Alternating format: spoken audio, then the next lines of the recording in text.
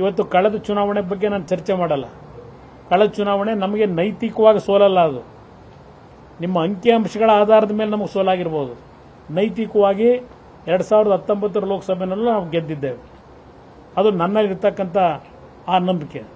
ಈ ಚುನಾವಣೆಯ ಮುಖಾಂತರ ಮತ್ತೆ ಏನು ನಾವು ಮುಗಿಸೇ ಇದ್ದೇವೆ, ಇವತ್ತು ಹಳೆ ಕರ್ನಾಟಕ ಭಾಗದಲ್ಲಿ JDSನ ಸಂಪೂರ್ಣ ನಾಶ ಮಾಡಿದ್ದೇವೆ ಅಂತಕ್ಕಂಥ ಆ ಒಂದು ದುರಂಕಾರದ ಮಾತುಗಳಿದೆಯಲ್ಲ, ಅದಕ್ಕೆ ಅದೇ ಜನತೆಯಿಂದ ಈ ಚುನಾವಣೆಯಲ್ಲಿ ಉತ್ತರವನ್ನು ಪಡೆಯತಕ್ಕಂಥ ನಿಟ್ಟಿನಲ್ಲಿ ಇವತ್ತು ತಲೆಬಾಗ್ತಕ್ಕಂಥದ್ದಕ್ಕೆ ಚನ್ನಪಟ್ಟಣದ ಮತದಾರರು, ರಾಮನಗರ ಜಿಲ್ಲೆಯ ಮತದಾರರಿಗೆ ಇಲ್ಲಿಂದಲೇ ನಿಮ್ಮ ಮುಖಾಂತರವೇ ಕೈ ಜೋಡಿಸಿ ಮನವಿ ಮಾಡ್ತೇನೆ.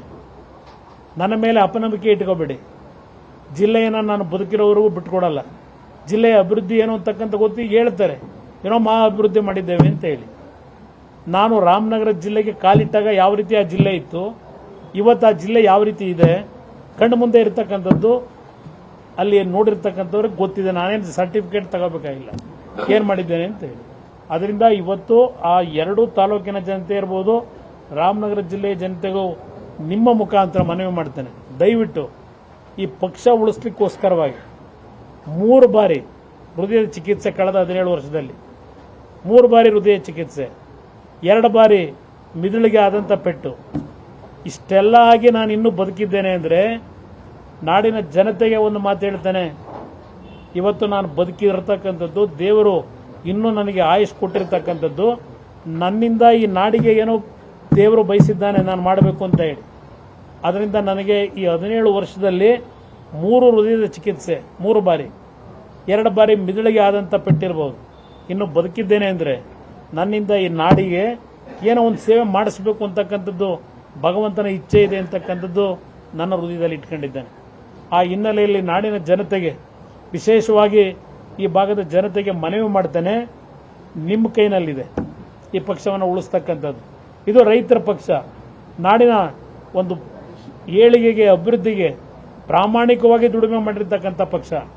ಬೆಂಗಳೂರು ನಗರಕ್ಕೂ ಸಹ ಏನಾದರೂ ಕೊಡುಗೆ ಕೊಟ್ಟಿದ್ರೆ, ಬೆಂಗಳೂರಿನ ಅಭಿವೃದ್ಧಿಯನ್ನು ಕಂಡಿದ್ರೆ ಅದಕ್ಕೆ ಕಾರಣ ಜನತಾದಳ, ರಾಮಕೃಷ್ಣ ಹೆಗಡೆ ಅವರ ಕಾಲದಿಂದಲೂ ದೇವೇಗೌಡರು ಮುಖ್ಯಮಂತ್ರಿ ಆದಾಗ ಈ ಒಂದು ನಗರಕ್ಕೆ ಕೊಟ್ಟಂಥ ಕೊಡುಗೆ ಇತಿಹಾಸ ಇದೆ. ನಾವೇನು ದೊಡ್ಡ ಬ್ರ್ಯಾಂಡ್ ಬೆಂಗಳೂರು ಮಾಡ್ತೀವಿ, ಸಿಂಗಾಪುರ ಮಾಡ್ತೀವಿ ಅಂತ ಹೇಳಲಿಲ್ಲ. ಆದರೆ ಪ್ರಾಮಾಣಿಕವಾಗಿ ಯಾವ ರೀತಿ ಕೆಲಸ ಮಾಡಿದ್ದೇವೆ, ಇವತ್ತು ನಾವು ಮಾಡಿರ್ತಕ್ಕಂಥ ಕೆಲಸಗಳ ದಾಖಲೆ ಸರ್ಕಾರದಲ್ಲೂ ಇದೆ, ನಿಮ್ಮ ಕಣ್ಣು ಮುಂದೆ ಇದೆ. ಇದನ್ನು ನಾಡಿನ ಜನತೆ ಈ ಬಾರಿ ಸ್ಮರಿಸ್ಕೊಳ್ಳಿ. ಒಂದು ಶಕ್ತಿ ನರೇಂದ್ರ ಮೋದಿಯವರ ಜೊತೆ ನಾವು ಕೈ ಜೋಡಿಸಿ ನಮ್ಮ ಅಳಿಲು ಸೇವೆಯನ್ನು NDA ಪರವಾಗಿ ಇವತ್ತೇನು ಸಲ್ಲಿಸ್ತಾ ಇದ್ದೇವೆ, ಆ ಶಕ್ತಿ ಇವತ್ತು ಈ ನಾಡಿನ ಅಭಿವೃದ್ಧಿಗೆ ಸಹಕಾರಿಯಾಗ್ತದೆ.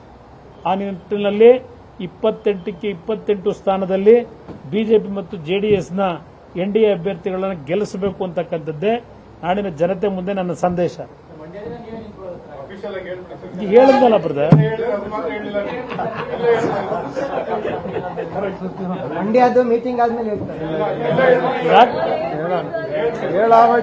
ಬ್ರದರ್, ಈಗ ಮಂಡ್ಯ ಶಾಸಕರು ಪ್ರಮುಖರದು ಒಂದು ಸಭೆ ಇವತ್ತು ಕರೆದಿದ್ದೇನೆ, ಕೋಲಾರದ್ದು ಕರೆದಿದ್ದೇನೆ. ಈಗ 4 ಗಂಟೆ 5 ಗಂಟೆ ಒಳಗೆ ನಿಮಗೆ ಸಂಪೂರ್ಣ ಮಾಹಿತಿ ಅಧಿಕೃತವಾಗಿ ನೀವು ಈಗಾಗಲೇ ಪ್ರಕಟ ಮಾಡ್ಕೊಂಡಿದ್ದೀರಿ, ಆ ಹೆಸರುಗಳು ಅಧಿಕೃತವಾಗಿ ನಿಮ್ಮ ಮುಂದೆ ಇಡ್ತೇನೆ.